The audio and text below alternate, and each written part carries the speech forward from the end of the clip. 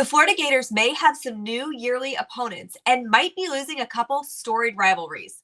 We're going to tell you why there are some really positive takeaways that fans are missing, but I'm also going to go on a little bit of a rant here at the end, so make sure you stick around. In case you missed it, Dellenger tweeted what many believe to be the new permanent SEC opponents as the conference likely moves to a 9-game schedule. Those 3 teams for Florida would be Georgia, South Carolina, and Oklahoma. That's right.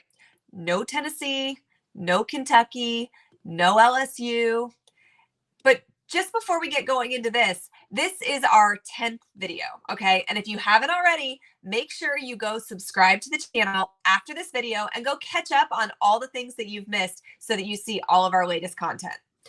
But let's get back to the schedule, okay? Overall, this could actually be a good thing for UF. I know. I didn't think it at first either when I looked at the schedule. I've had to really sit here and kind of mull over the teams that supposedly UF is going to have on their schedule year in and year out and figure out what this would actually mean for UF.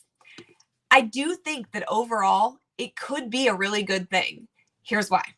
1, UF is getting South Carolina.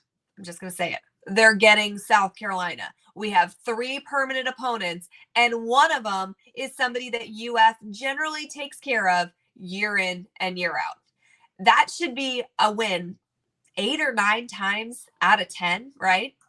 Obviously, there have been a lot of fun games in that rivalry. It's fun to go to Columbia. It's a great environment. It was neat when Spurrier coached there. They kept us out of an SEC championship game one year. The following year, we went to an SEC championship game because we beat them on a blocked field goal.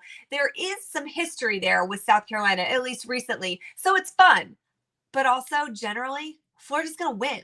So that goes to the win column if we play South Carolina every single season. Okay, so the next permanent opponent that UF is potentially getting, at least if you believe Dellenger, is Oklahoma. They're having to adjust to SEC play, right? We're talking about Oklahoma coming from the Big 12. They're used to getting up for 2 games a season, potentially. They're about to go into the SEC grind. That is going to take some adjustment. Oklahoma hasn't been that good recently. They were 6-7 this year. This is not the Oklahoma team that is elite and makes the playoffs every year, is always, prior to the playoffs in the BCS bowl games and stuff. This team, they're not that good. And if they're going 6-6 in the Big 12, what in the world is going to happen to them when they play a 9-game SEC schedule? It's not going to be pretty, at least at the beginning. There really is going to be a learning curve for Oklahoma.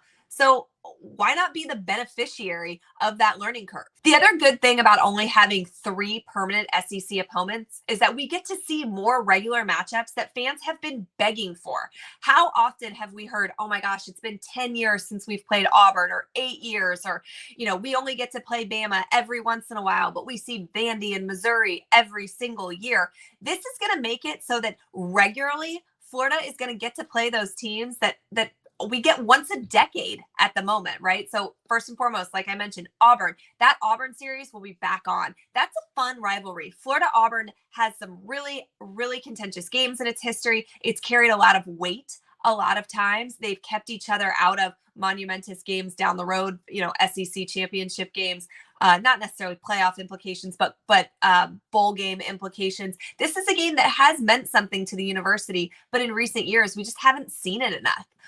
We're not going to have to play Vandy and Missouri every single year. I already said it. It's worth saying again, though, right? Vandy we consider them the doormat of the SEC. Missouri, even though truly they've had Florida's number, really since joining the conference at least half the time, there's no rivalry there. It's not a fun place to go watch a college football game. There's nothing about playing Missouri that is exciting. Generally, it's oh man, we have the noon game against Missouri. There's not enough time to tailgate and our team's not going to be awake when we play them. I don't think having them only every once in a while is a bad thing. The other thing is that this means Bama, Texas A&M, those schools are going to be coming to the Swamp regularly. That has an impact on multiple things. First and foremost, recruiting. Right now, Bama comes to the Swamp once or twice every 10 years. If we see them on a regular rotating basis every 3 to 4 years, that's huge for recruiting. recruits want to sit in the stands for a Bama, Florida, for a Texas A&M, Florida, for an LSU, Florida, for these big, huge games. They're going to happen on campus a lot more regularly than a couple times a decade. Texas A&M has only come to the Swamp once since joining the SEC. Somehow we've gone there a whole bunch, but we're going to see them more regularly. It's not only going to impact recruiting, it's going to impact ticket sales, right? Especially season ticket sales. When you look at the season ticket rundown, right, and you see, okay, we've got 6 home games or 7 home games, and it's East Carolina, Western Kentucky, the Citadel, and then you get either Florida State or LSU and maybe Tennessee or Kentucky right now, right? Like there's just, and then you're sprinkling in your Vandy's and your Missouris and your South Carolina. If we know we've every single year in and year out, you're going to have the opportunity to play the Alabamas, the LSUs, the Texases, the Auburns, the Texas A&Ms, that's going to do wonders for ticket sales. That's going to keep the Swamp sold out every single weekend. And those are the things that not only do fans want to see and the university wants to see, but recruits want to see a full house. Players want to play in front of a full house. And this new schedule is it's going to be enticing to fans. And we're still going to have very regular matchups against the Tennessees that we're losing, the LSU, the Kentucky. Those games aren't going away. Another thing that this schedule does is make Georgia actually have to go play in some of these hard places, right? Georgia's going to actually have to go to Texas A&M. The first time in this new rotation is going to be the first time Georgia's ever had to go play Texas A&M in Texas since the Aggies joined the SEC. The parity that it just didn't exist in the schedule prior to moving towards 3 permanent opponents and having the rest rotate. There is no parity. UF has played a harder schedule than a lot of the teams in the SEC for really a very long time. And the good news about this schedule is that it does protect the most important game of the year. And I think we can all have debates over who our biggest rival is, but honestly, right now, there shouldn't be a debate. It's Georgia, right? And that game is protected. And we've been on the rough side of it the last couple of years, but it was just 2 seasons ago that UF dog walked Georgia in Jacksonville. I don't think that this is something Florida doesn't need to get used to losing to Georgia, right? I think that these 2 years are going to be more of an anomaly. This is a back and forth rivalry. I think that we're very close to it returning to a back and forth rivalry. And I'm really glad that this is a game that the SEC thought was important to protect. It's always massive. But what are your thoughts? If Ross's tweet is not correct, what 3 opponents would you want to see on UF's schedule regularly? Comment below and let's talk about it. And I'm going to talk about it. This is my issue, right? This is my issue of where I think the SEC got it wrong. And this is from a fan perspective. From an objective perspective, the SEC got it right. It is easier for Florida to make it to the SEC championship game and beyond with Georgia, South Carolina, and Oklahoma as the 3 permanent opponents.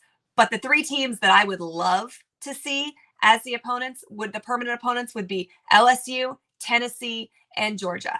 I think about the iconic moments from those rivalries. I think about the fact that Peyton Manning never beat Florida. I think about the fact that we have stopped teams from going to the SEC championship, major playoff games, etc., because of upsets that happened in these 3 rivalries. I think about Tim Tebow putting the phone signal up in Baton Rouge when he scored after that week of LSU fans getting his phone number and calling him 87 bajillion times. I think about beating them when they were the #1 team in the country and Ron Zook was our lame duck coach and he got carried off the field in the rain. I mean, there are so many iconic moments when you think about Tennessee and LSU and Georgia. It literally goes back my entire lifetime and then beyond. Kentucky, whatever. I maybe even could get behind losing LSU. But Tennessee, I don't understand how in the world the SEC could blow this. And for Oklahoma, right? This is UF. We don't need an easy schedule, right? Bring it on. It's never been easy for UF. Florida teams have always ended up with the short end of the stick, right? We end up with the short end of the stick with officiating. Our own conference gives us the short end of the stick. Playoff teams, bowl teams, whatever. Florida has always gotten the short end of the stick. And that's kind of the way we like it, right? The harder the battle, the better the reward. And I think that's the way Gator fans at least have always looked at it. We don't need an easy schedule. We can take on anyone. We're already going to have Georgia and Florida State on the schedule every single year, which is tougher than anybody else's main rival and out of conference rival in the country. If we're taking care of business, it doesn't matter who is there. So give me Tennessee, give me LSU, give me Georgia every single year. Gator fans can handle it. Those are the type of games that Gator fans want to go to every single year. So why did the SEC do this? What they were trying to do was balance rivalries with what they would consider competitive balance. And from that point of view, I think that it has shaken out fairly well for Florida from a competitive standpoint. South Carolina and Oklahoma don't worry me if UF is taking care of business. And the Georgia game, no matter what, wasn't going anywhere. Not only is it the biggest game on the schedule for both of those schools, but it is a huge SEC battle. It is something that people across the country will tune into no matter what. That game isn't going anywhere. But I think that the SEC is about to get it way wrong by eliminating that Florida and Tennessee game. There's just so many monumental moments in college football that we can look back on that are not going to happen every single year. And don't get me wrong, they're going to be in the rotation. We're going to see them regularly, but not seeing them every single year does hurt. What do you guys think? If this goes through, do you like it? Do you want to see something different? We absolutely will keep you updated on how this all unfolds and let you know if the SEC makes anything official. And as soon as it happens, we're going to have it on here. So make sure you're subscribed to this channel. And if you want to know a little bit about the position battles going on this spring, go ahead and click right here. Want to make sure that you don't miss our next video that's going to preview this week's recruiting visits and make a few predictions? Make sure you click here.